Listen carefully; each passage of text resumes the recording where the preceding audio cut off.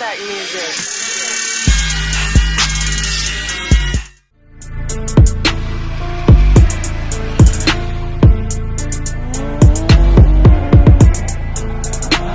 Welcome back to our channel SK car custom. आज की इस वीडियो में हमारे पास एक कार आई हुई है जेन।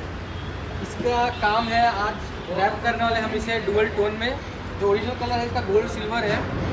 अब हम इसे डुअल टोन में रैप करेंगे। जैसे अपर पोर्शन में हम ब्लैकिश ब्लू शेड में करेंगे मैट में, और लोअर में हम करेंगे वाइट।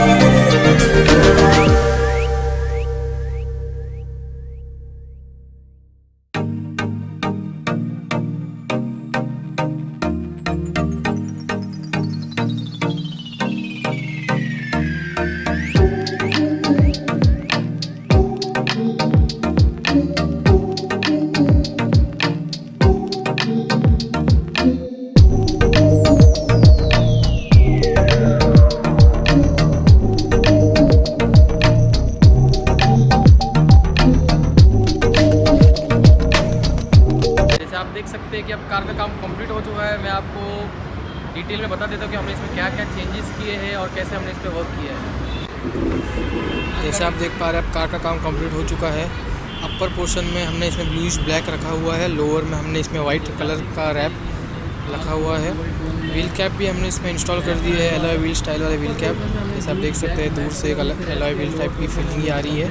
कार का गेटअप देखिए, डुअल टोन का हमने इसमें रैप किया हुआ है।